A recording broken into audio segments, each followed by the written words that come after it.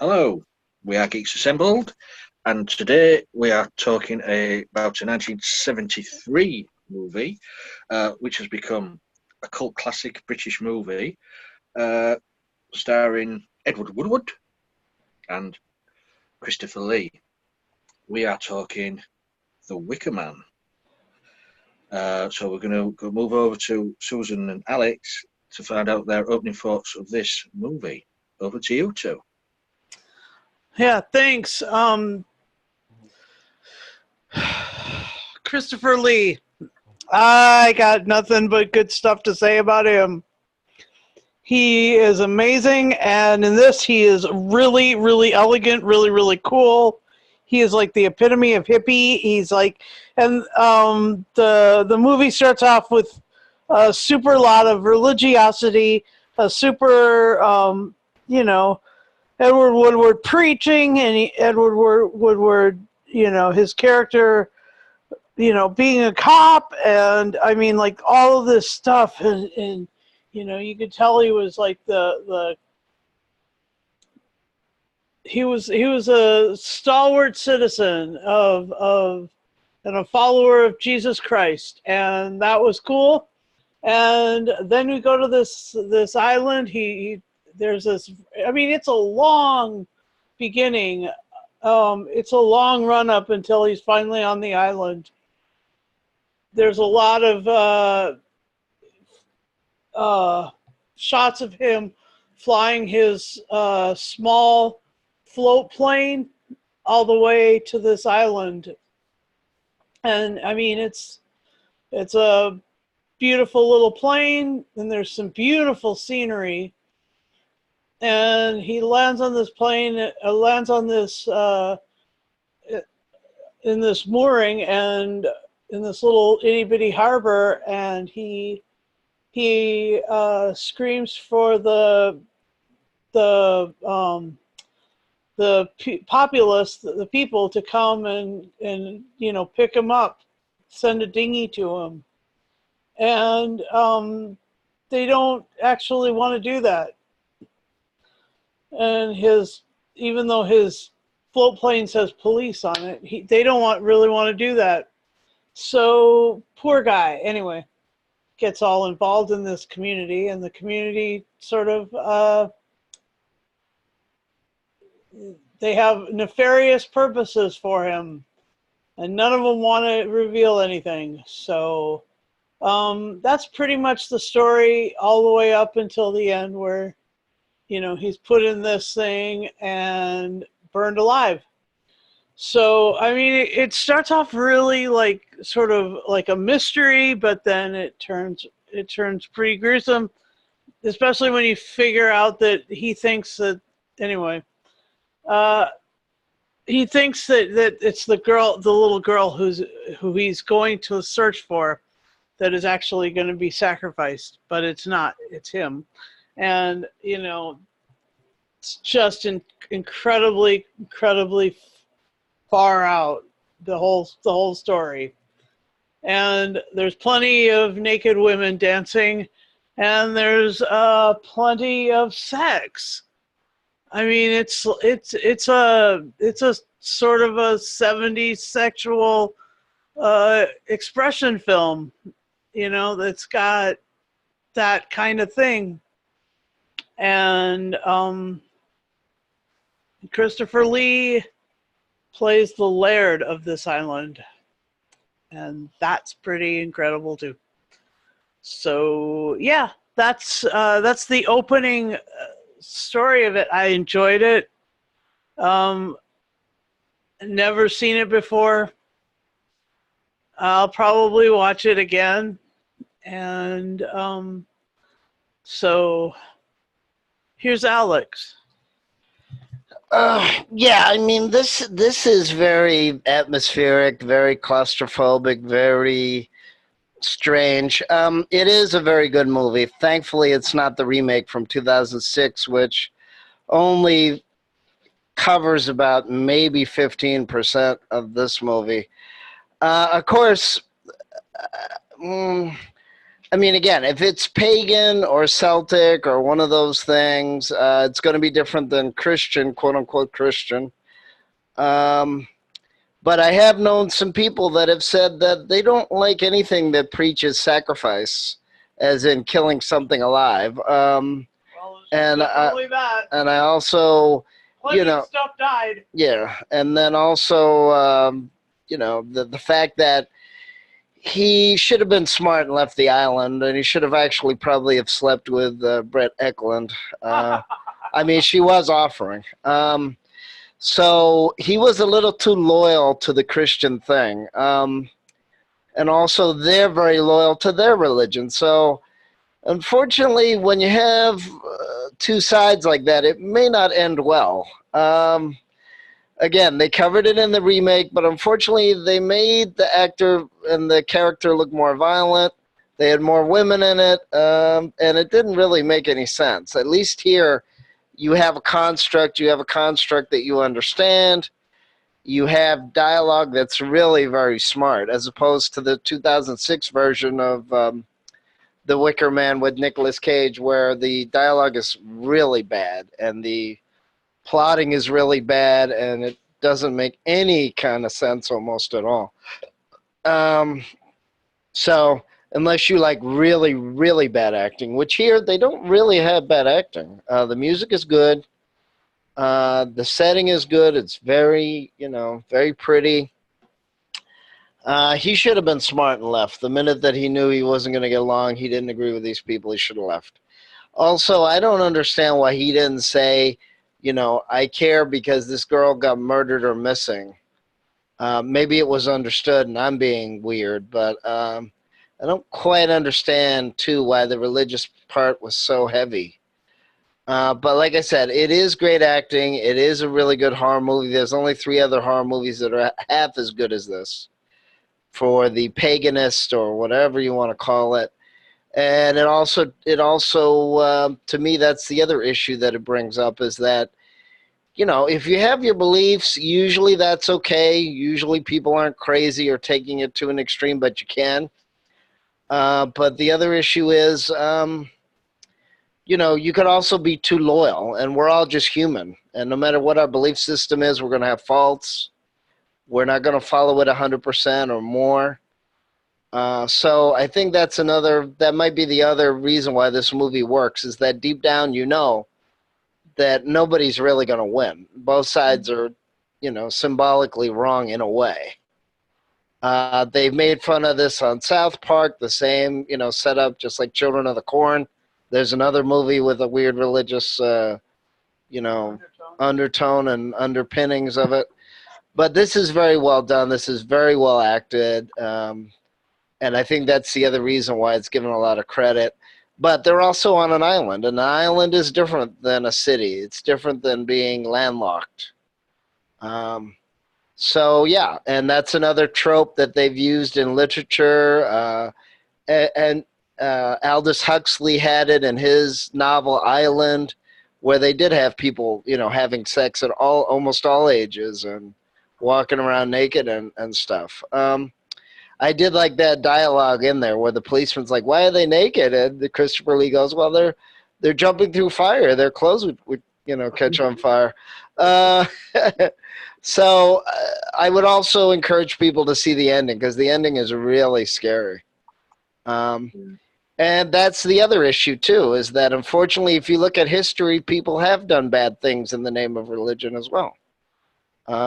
In a lot of cases, the Spanish Inquisition and other pieces of history as well. Yeah. Speaking of that, this book, if you'd like to talk about Christian martyrdom, this book, Jesus Freaks, has all the stories of the Christian martyrs for the past 2,000 years. Well, a lot of them anyway. And it's a really, really, really good book. Cool. That's a plug on Susan's behalf there. The sales of that book have just gone up. By 2. Our 2 viewers. Yeah. Is this a horror movie? I don't know. Is it? I mean, I know it's horrific. I know it's horrific what happens at the end of the movie. I do like I do like the atmosphere on the island where the villagers just do everything just to put him on the wrong track and don't want to know him. Yeah, it's got that really good feel about it. This movie, isolated on an island, he's not wanted there, and everywhere he turns, they're just building a brick wall up in front of him to stop getting information. And all the while, well, when we found out at the end that it was all a ruse to get him there in the first place, which was, I don't know why he was. I know it was said why he was chosen, but why him? I don't know. How did they know about him? But yeah, Christopher Lee, brilliant as always. This one really is, compared to his other roles, this is really subtle. It is a subtle character, the laird.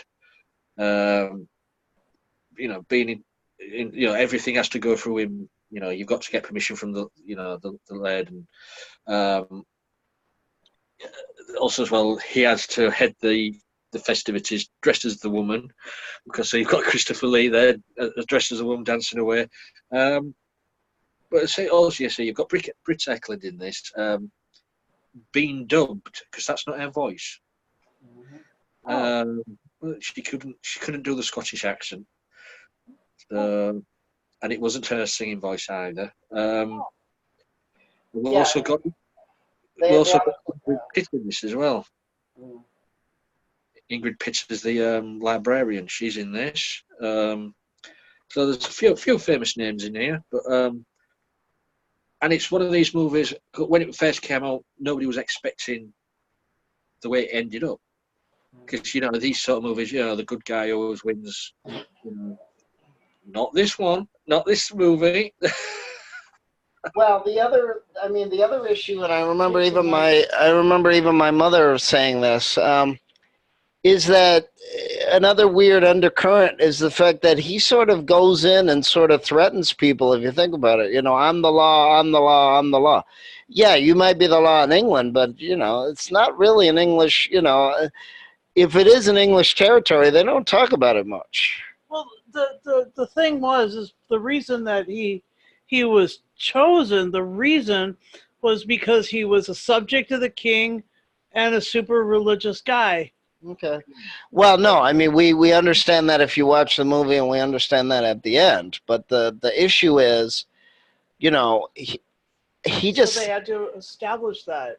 Okay, that's fine. But I'm saying, and of course, we're not reading the original book, which I understand. I don't remember it altogether, unfortunately, because I can't remember every single book that I read. But like I just mentioned, I mean, he doesn't seem really too sympathetic to most of the people in the island, and it seems like he's going, I am the law. And I kind of went, how come they're not saying, they're not, you may want to go down for a minute. Okay. That they don't seem to really acknowledge him. They're polite, and they're kind of polite because they have to be. But Yeah. You know what I mean? They don't really seem, and he doesn't seem to take the hint that he may be the law and he may be representing England, but they don't seem to really care. Exactly. There was never going to let him go anyway. So if he decided to leave the island within an hour of arriving, he'd have gone to the plane and it wouldn't have worked. So he'd have been stuck anyway. It was all right. No, I mean, obviously he was being led to his death. But like I said, I mean, theoretically, he should have slept with what's her name, Willow. And of course, now they're saying that was a body double, so I'm not 100% sure. But coincidentally enough, she's had about 4 husbands. She also was married to Peter Sellers, which is very coincidental if you think about it. Talk about another actor that kind of represents England, or did at the time, for the 60s and 70s. And of course, you have Christopher Lee, you have Ingrid Pitt, who is also in Doctor Who, and you also have Edward Woodward, that's his name, right? Who was the original Equalizer, and Callahan, which was another good but pessimistic series. Wasn't that about spy stuff, or he was an ex-spy or whatever? Well, Even in the Equalizer, wasn't he an ex-spy or whatever? ex cop or something like Yeah, that. something like that. So I mean, again, you know, it also depends on how seriously you take this, because unfortunately in America for the last 7 years they've been talking about, you know, cops are overstressed and violent, and we just had a court case where, you know, a female white cop unfortunately shot a black man, African man, Jamaican man actually, just sitting in his apartment eating ice cream in the same building. So that's the other sad coincidence as well, that in the last 10 or 20 years, there's not the same respect for cops. Of course, if anybody's an authority and they abuse it, that's bad anyway. Come on in. Come on in. Oh, hang on. Sorry, my family's at the door. So that's another weird thing as well, is that there's also a lot of religious, you know, questions too about the televangelists constantly talking about money and stuff. But here, they're just more happy to you know, live their life. And I was kind of watching the movie going, maybe you should respect it. Maybe you should just say, you know, I'm worried about this missing girl, and that's it, and leave, because I think that would have made his character, the cop character, a lot more sympathetic. But then again, it is a movie, and then again, you don't set it up if everybody's really reasonable to each other. Yeah, it is a good movie. I mean, The Wicker Man is a good movie and has a great atmosphere and great music. We saw the version that had a lot of music in it. Yeah, I know there's other versions where they don't have a lot of music in it. Yeah, I watched the director's cut, which had quite a lot of music in it. So we must watch the same version. It's very good. Well, as far as I recall, there is another version where they show the what's his name again? The cop, his name. No, the character's name, the cop. Yeah, that he's going to church a lot more and stuff like. There's a version where they show a lot more of him going to church and stuff like that. That's the director's cut. Yeah. I don't recall seeing it in the version I. Right. And of course there was also a spiritual sequel and a book sequel, I believe. It's just really sad that the 2006 version is so terrible. I mean, it was so bad that even the people that helped them with the movie from this original movie disowned it. They went to court and got their name taken off of it.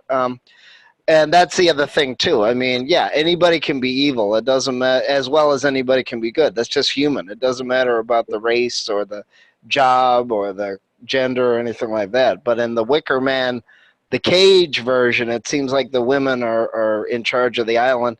And that's another thing that I don't quite get, why it has to all be female now.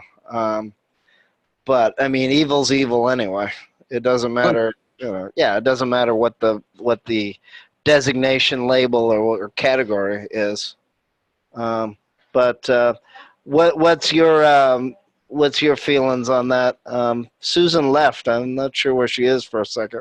Hopefully she comes back. But anyway, my family's here right now. I don't know where she went. But go ahead, Lee. All right. Yeah. It is. It's a brilliant movie. It's, as I said, very atmospheric. And it's also, as I say, about the paganism of the island. So it's I can see why people like this. It's a different movie, type of movie. Did